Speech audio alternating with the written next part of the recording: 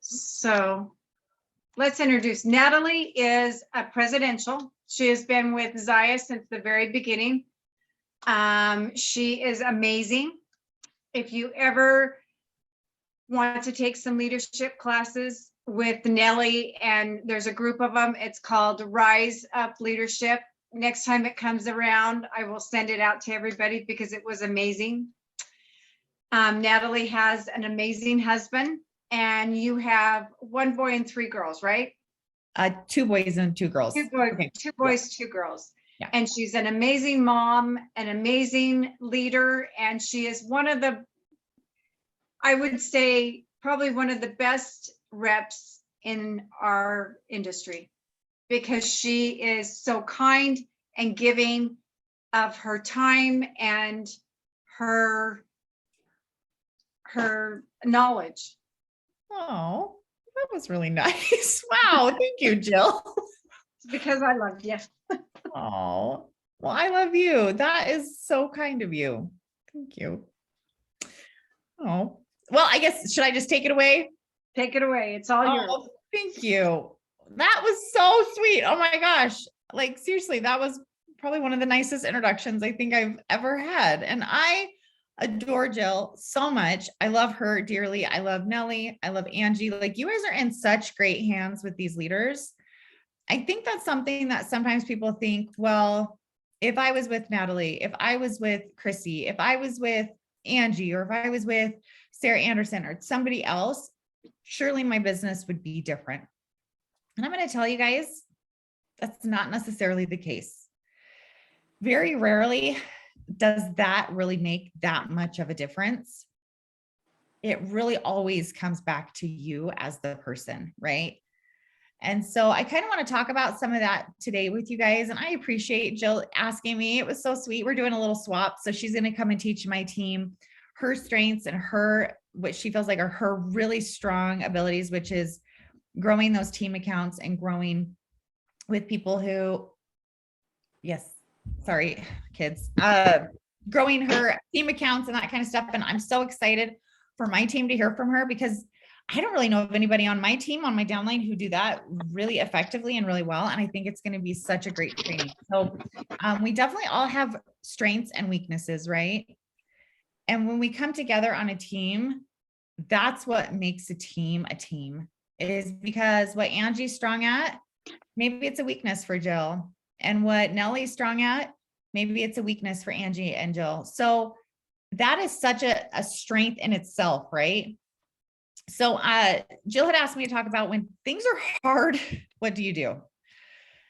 And the first thing I'm going to tell you is you do need to do some self-reflection. So are you doing the rep job first?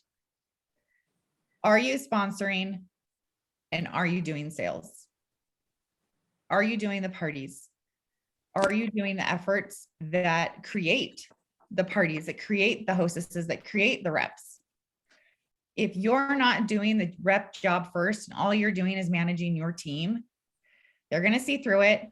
You're not going to be sharp. They're going to know, right? They're going to be like, well, she hasn't sponsored anybody for 6 months. Why should I care, right? And I remember for probably a good year and a half, sponsoring was probably one of my greatest weaknesses. I was so frustrated with myself because I couldn't grow a frontline. I couldn't grow a frontline team. And sometimes people are like, well, Natalie, you have this big team. What are you talking about? Like, but you guys, if I don't grow a frontline team, it doesn't matter how big my team is beneath me. If I can't sponsor, if I can't help people hit ranks, if I can't dig in and work with people, it doesn't matter how many people a certain leg has on it. I won't get paid. It doesn't matter, right? And I remember being super frustrated about the fact that I couldn't sponsor people. And it kind of put this burr in my saddle, and it was really hard for me. And so sometimes people think, well, surely this is like the first time Zyia has been hard. You guys, Zyia was hard for me for a good year and a half, 2 years. It was hard. Like I had to work on my phone, doing the things. I mean, it was hard. And something that I feel like sometimes when we talk about sacrifices in this business, you know, you'll hear like, you're going to have to sacrifice something to get this prize over here. There's going to be a sacrifice. And too often we think that the sacrifice is, well, I'm going to have to give up Netflix, or I'm not going to be able to, you know, do X, Y, or Z, or I'm going to have to sacrifice this or that, right? I don't know what your sacrifice, what you think it will be, but oftentimes the sacrifice is, I'm not going to be in the spotlight because I'm going to be over here working in the dark, trying to find my people and trying to work with my people and digging into my people and giving them the spotlight and giving them the shine and giving them the opportunities while I'm over here working my brains out. And too often we don't know, or we don't recognize that the true sacrifice is what we don't want to sacrifice. We want all the recognition. We want all the praise. We want the spotlight. We want all the praise. We want this and that, but we're not willing to give it up and give it to someone else. Because when we do that, it automatically gets shined back on us, right? And I've seen it time and time and time again. The girls who won't dig in and the girls who won't work with their teams like they need to, because they can't get the focus off of themselves long enough to give it to everybody else on their team and their downlines. So that's going to be so I want you to do the rep job first. And I want you to really think about what you're going to have to sacrifice to get your business and your team to where you want it to be. And it might not be what you're thinking is the sacrifice. You might have to dig deep and really go internal into, what am I holding on to that I'm going to have to give to someone else so I can reach my goals and hit the ranks and the things that I want, right? So something else, so that's the second thing. So the first thing is do the rep job first. Second thing is, what am I going to have to sacrifice?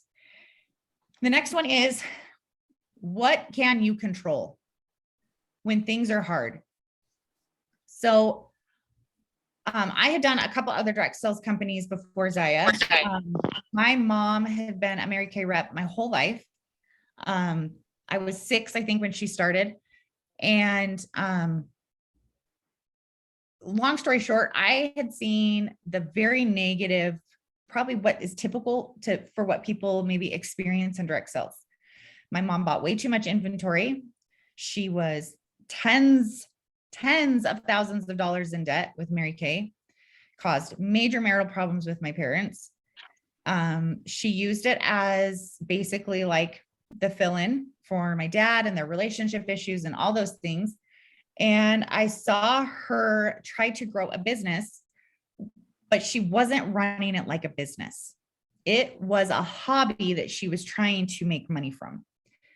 And it's really challenging to do that in this industry. If you're going to run your Zyia business like that, it is going to run you into the ground. You cannot treat this like you're going to be sewing all day long, or you're going to be painting all day long, right? Like, if you're going to have this pay you like a business, you have to legit treat this like it is a 9-to-5 brick and mortar. It kind of owns you in a sense, right? And I know we're like, well, that's not what they told me when I signed up, or that's not what direct sales is. You guys, it's a job. You have to show up. You have to make this a priority if you want it to pay you like it's a priority. So I've seen the real yucky side of it. And I've also, over the years, grown a team. I was with Jamberry Nails for a handful of years. Jordan and I did Amway. We didn't make a penny, and we worked our brains out. And so when Zyia came along, I was like, oh my gosh, I don't know if I should do this. Another direct sales company. This is going to be what I've experienced before, but I really want workout clothes and I want them cheaper and I want to write them off on my taxes. So I'm going to do this. So I jump in and I sucked for a good year and a half, but I knew if I stayed consistent and persistent, I would have success. It is a numbers game, hands down. So I took everything that I had learned from my mom, from Amway, from Jamberry Nails. And when I came into Zyia, I knew if I stuck at this long enough, despite what I was watching around me, because I was watching people, I mean, Angie, Jill, Nellie, they'll remember, like that first year, people were ranking and this and that, and they were selling out of products for corporate. And I was like, oh my gosh, I'm the worst rep ever. I don't even think I have sold $600. Like, oh my gosh, like, can I do this? And instead of focusing on what was happening around me, I put my head down and I just kept doing one party at a time, one conversation at a time, one new teammate at a time. And I just kept eating the elephant one bite at a time. So this leads to the third part, which is control what you can control. That is your attitude and your effort. You can't control the clothes Zyia gives us. You can't control who corporate hires and fires. You can't control what the promos are. You can't control about 90% of what Zyia actually gives us as reps. Thankfully, it's amazing, right? I think that's why we're all still here. It's because they give us phenomenal products. They give us phenomenal promotions. It's the best company, hands down. So you can control your attitude and effort. So the point of this whole thing is I really wanted to talk to my team about this. And I actually trained on this yesterday with them about what you should be focusing on, especially when times are tough. Because like I said, when I first started, times were freaking hard. Like everybody was like, I'm not going to pay that much for your bras and leggings. I'm just going to buy my Lululemon, or I just shop at Old Navy. Your stuff really can't be that great. And it was like, oh my gosh, having to overcome these hurdles and these objections and just try my leggings, just try my bras, just try them, right? It's no different today. Our market is not saturated. I have over 3,500 reps in Texas on my downline. Of those 3,500, I had barely over 500 who had sold over $200 in the month of April. 500 out of 3,500 had earned a paycheck. Hi there. Okay, and that is the entire state of Texas. Can I get one cheeseburger? That is and can I get crazy, 4 right? of your McFlurries? So what flavor? When you're looking at your attitude and effort and your focus, I kind of want a McFlurry too. So I think that sounds really good. I'm like, oh, I need some ice cream. It's hot. When you're looking at your attitude and effort, there's a great book, and Leah Schraggy talked about this at Base Camp in March. It's called The 12-Week Year. And when you think about a business, can you guys imagine if Zyia did not measure results? Can you imagine if they didn't take measurements?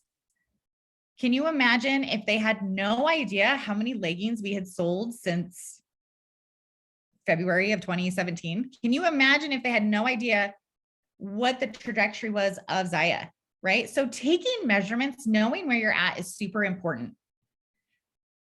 And why? Because if you are measuring, you know what demands your attention and it causes you to respond. So sometimes people hate that a lot of times we'll reference like dieting or weight loss with direct sales and business. It's because it's so relatable. We've all done a diet and failed. We've all tried to lose weight and we're like, why am I not losing weight? Or what is going on, right? So if you look at losing weight, if you're not taking measurements, this is the one thing I absolutely hate. So I do things with trainer Lindsay and she's like, you need to take your measurements and you need to take before and afters. And I'm like, I don't want to. I hate it, right? But the reason why is because if you don't have anything to measure yourself against, are you making progress? Is the diet working? Are you doing a great job? Are you going to lose weight? What's your body fat percentage? All these things, right? So you have to have effective measurements, right? If you are not tracking your business and treating this like a business, you probably aren't being paid like it's a business, right? If you're running it willy-nilly, it's going to pay you willy-nilly. You're going to make $50. You're going to make maybe 100. You're going to make maybe 300, right? So in this book, in this specific part of the chapter, it talks about two things to get effective measurements. There's a lead indicator and a lag indicator. So the lag indicator is the end result. It's income. How much did I earn in commissions? It's sales. How much did I sell last month? How many pounds did I lose? What's my body fat percentage? It's always the end result.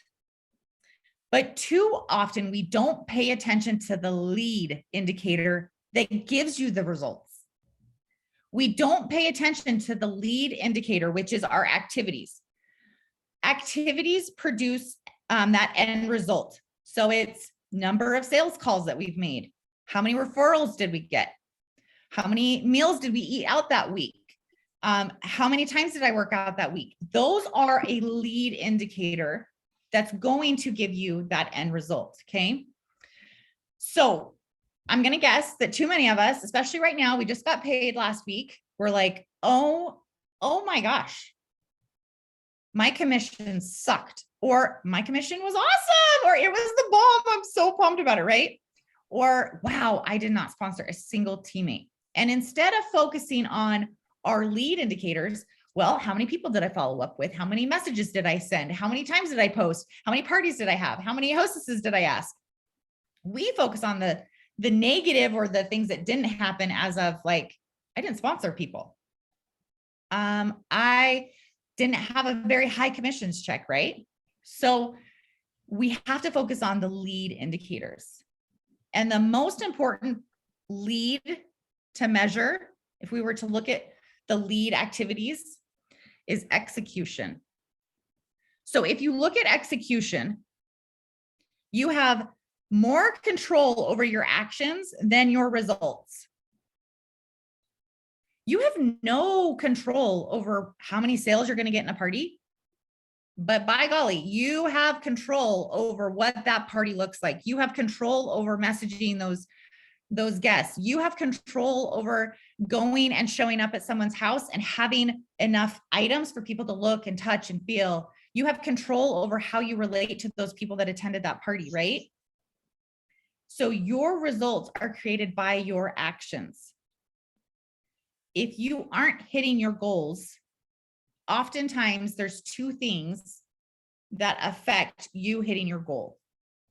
It's a flaw either in your plan and the content of your plan, or it's a flaw in your execution. And this book has nothing to do with direct sales. This is a business. This is a book that like major corporations have their employees, their managers, their leaders read. They said that 60%, this number blew my mind. 60% of the time, the reason why we don't hit our goals is because we do not execute. We don't do the actions. We fail to fully implement the plan's tactics. So it's not that our plan is bad. It's not that parties don't work. It's not that parties suck. It's not that the clothes have sucked. It's not that Zyia is not giving us what we want. We aren't executing. We aren't acting on the plan. Now, sometimes it is the plan. And maybe you're only sending 5 messages a day and you're only following up with 5 people a day. If this is a numbers game, you guys, which it 1000% is, if you doubled your efforts, would you get double the results? Only you can gauge that, right? Okay, so you have to think about, what are my strategies and tactics? Are they effective? Am I getting people to book parties from what I'm doing, or am I not? If you're not, is it because you're not asking people, or you're not asking enough people, or is it because of the way you're asking and how you're presenting it, right? So this made, I don't know why I haven't thought of this way before, but man, when I heard this and read this, I was like, yes, this is it. This is gold. This is why we don't hit our goals. And you think about it, even with weight loss, we focus on, oh, I didn't lose enough weight this week. I was supposed to lose 2 pounds this week. And then you think back and you're like, well, I ate out 4 times. I didn't follow the plan every single day. I didn't do the cardio every day like I was supposed to. Now, it wasn't that the plan didn't work, it's that you didn't execute, right? You didn't execute the plan, right? So always make sure, are you actually executing the plan before we go and kind of attack the plan, right? So I just really, really love this. I wanted to share that with you guys. So make sure you're doing the rep job first. What was my second thing? Oh my gosh, I just totally blanked. Sorry. Make sure you, what did I say? Oh my gosh, you guys, I'm like totally blanking. Do the rep job first. I'm saying, Don't take credit for yourself. Something like that, like shine, let your team shine. yes. Oh, your weaknesses. So what are you going to have to sacrifice? Thank you, Nellie. What are you going to have to sacrifice to hit your goals? And the third thing is, what are you needing to execute? So one, have a plan. How many messages are you going to send a day? How many parties are you going to have a week? How many conversations about repping are you going to have a month, a week, a day? And then make sure you're executing that plan. That is the kicker. And you do it every day, no matter how you feel. So that's all I have for you guys. I feel like I've talked for 1,000 years. So any questions or? Well, I have 2 pages of notes, so. Oh, well, good. I'm glad you liked that. Yeah, Does do you anybody guys, have any questions?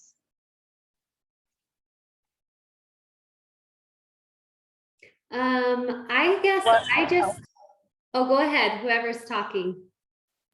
I was just gonna say, when you say about executing and stuff, I'm always like reminding my team about IPAs and like what isn't an IPA. So like scrolling through Instagram forever is not an IPA, but like finding a reel really quick and then doing the reel instead of just saving a bunch of reels, right?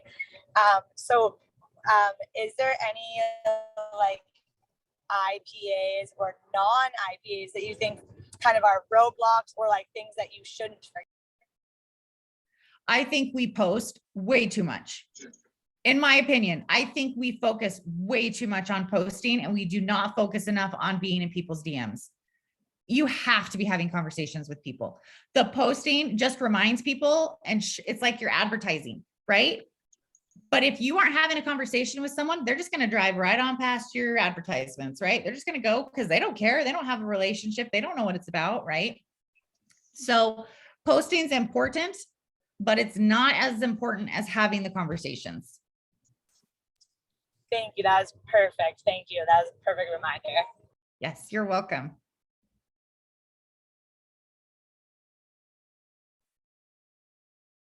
Anybody else? Angie, what were you going to say? Oh, I don't even remember. That was a really good question. I think mine was similar, just kind of like, okay, so what do you do or teach your teams? Like, what is it? Is it different for everybody, or is as a rep, like these are the things? And we kind of go over that all the time, I guess, but I think it's good to remind ourselves. So something I like to do is like a reference. So direct sales has been around for like what, 50 plus years, actually probably more like 70 now that I think about it. It's been around since the 1950s. I think Shackley was like the first company to come out with this business model. You guys, they didn't have social media. We didn't have to live on social media. That's not what anybody wants, is to be like, I'm on social media all day long because my job requires it, right? This is meant to be time freedom. So if that's the case, why are we focusing so much on attraction marketing? It has its place, but I think we focus too much on it. Go out and have conversations with people around you. Don't forget about people around you and the community that's at your fingertips, right? I saw a huge shift in my team when we opened Australia. It was like everybody forgot that we're still in the United States and Canada. And I'm like, you guys, Australia is smaller than the state of California. Let's not forget about the gold mine that we got in our backyard. I mean, these states are completely untapped, completely. And everybody's like, oh, Australia. Yes. Is it cool to have an international team and market? Absolutely. But what is our focus? 3 new reps a month and 2,500 in sales. So how am I going to do that? If you're posting 3 times a week on social media, in your VIP group or on Instagram, that is really sufficient advertisements as long as you are in people's DMs. Okay. So don't feel like you have to be on social media. You could do 1 party a month at your house, have 4 hostesses come over with their friends and their family and knock out all your sales for the month, and hopefully get your 3 teammates for the month. You don't have to be online if you don't want to. You can build this completely offline. I had a team in Texas that did that. You don't have to be online. It's amazing, right? So Angie just said about COVID, the focus has been so heavily on social media. And this is the problem that I think all of us are seeing. We could post and get tons of sales reps. It was crazy, right? Like, it was like, oh my, I mean, even I was like, oh my gosh, this has never worked. And all of a sudden I'm like, I can post and I'll get like 5 sales. This is incredible. You guys, people had money. The government was giving people money. Like, we had never, it was like a direct seller's dream come true. Now, not only are people back to normal life, but they're catching up from what life they missed for the last 2 years. They are not online. They are wicked busy, and any extra income they have is going to travel. It's going to go on vacations. It's not, that discretionary income is not there. They're holding on to it because of gas prices, like all the things, right? So people are still spending, but we have to be having those conversations. We have to be in the DMs. So Becca asked, what do I say in cold messaging? Oh, I am really to the point. So I'll message them and I'll say, hey, Becca, love your vibe on Instagram. Love how into fitness you are. I'm just curious, are you open to trying other activewear brands? Or are you open to trying new activewear brands? Because I always start with the product. Now, some people don't. I know Emily Eisenach always starts with the business. I don't like that, because I would be way more open to trying a product over going and doing a business first, just knowing myself. And I've even done direct sales, obviously, like a lot. So, but I'm always open to trying new products, seeing if I love them. And then as I'm having the conversation with them about the products, I'm like, oh, hey, you could totally do this as a business and make money instead of me. Right. So I'm kind of gauging and reading the conversation. So that's what I do. I keep it short and sweet. And it also allows for me to send more so I can have more conversations. So the secret sauce, there is a secret sauce, is he who has the most conversations wins. So think about that. If somebody's having 10 conversations a week versus someone who's having 100 conversations a week, who is going to find someone to either buy, host, or rep? It's going to be the 100 conversation girl. It just is. The numbers are there. It's numbers. Okay. So, more conversations, talking to more people. I am a little more introverted, and I actually am not one to like strike up a conversation with someone at the grocery store or like as I'm out and about. It's just not my personality. Jordan, yes, my husband, he'll talk to a wall. Like, he will talk to anyone. That's his talent. But me, man, I can message people all day long on social media and just like, you're a stranger, you don't know me. That's my jam. I'm like, I'll message you, and I'll develop a relationship with you over time. He'll like make a best friend in 5 minutes. I don't know how he does it. I have tried. It is not in my wheelhouse. So I have found what is in my wheelhouse, which is the cold messaging on Instagram and Facebook. And then getting to know people. Once I know someone, then I will talk to them more about Zyia. So in-person type stuff, but I am not Jordan. So I guess that's good that we're a team because that's his strength. I have my strengths. It's great. So, oh my gosh, Paige, you're having your very first in-person party. Oh, okay. Can I just tell you, as long as you have people that show up, which if your hostess is doing her job, you will have, I almost guarantee it, $1,000 party or more. People touch and feel and try the clothes and they're just like, I want this, I want this, I want this. I mean, it is the bomb. Oh my gosh, I love in person. As long as you can get people to show up. If people don't show up, it's obviously, sorry. You won't get any sales, but that is The so host, exciting. the host is like a bit concerned. She's like, I have a lot of maybes, but I don't know. I made her a graphic and it says all about like pet hair friendly, eco-friendly, has a picture of me, all that stuff. She's having a bonfire, which I was like, well, I'll be inside because I don't want all my stuff to smell like smoke. But she's like, I don't know. I kind of like wanted you to entice people more. And I was like, I'm sorry. I don't know how to do that. Did you happen to do the hats, the Zyia hats at a discount? No, I did the leggings. So you could say to everybody, anybody who books a party from this party will get a legging, but you have to show up. Oh, okay. Okay.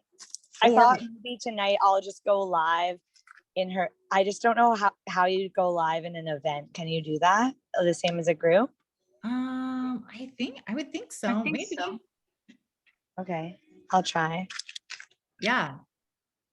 Or you could say anybody who shows up, will get a $10 off their purchase of 75 or more, or a free hat from me, or something. Or I don't know, where are you in Utah, Paige? Where are you at? I'm in BC, Canada. So you could do, oh my gosh, what is the really popular? You could do like a $10. I was thinking Starbucks, but Starbucks is super fancy for Canadians. So what's the other one that everybody loves Tim there? Hortons. What was it? Tim Hortons. Yes. You could do like a Tim Hortons Starbucks or Tim Hortons coffee card. Okay, okay. If they spend like a certain amount, or the first 5 who show up will automatically get one, or something like that. Okay, I like that. Good. Those are good ideas. Yeah, the door prizes are helpful. So yeah. If you, I don't know if anybody around, if you have any reps close to you that did get the hats that you could maybe buy from the rep and then do as your giveaways, but those hats, man, I would give them out like almost candy because they're so cheap. But I would do it, you have to spend an amount to get the hat. So if you're in Canada, I would say probably like, if you buy a pair of leggings or a pair of joggers, you get a hat or a gift card or a coffee card or something like that. So yeah, that's what I would say. Thank you. You're welcome.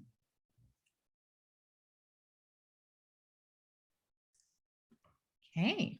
Okay, does anybody else have questions? You've done an awesome job, Natalie. Aw, Thank you, Natalie, so much. You're welcome. This was fun. It was fun to get to know your team and see your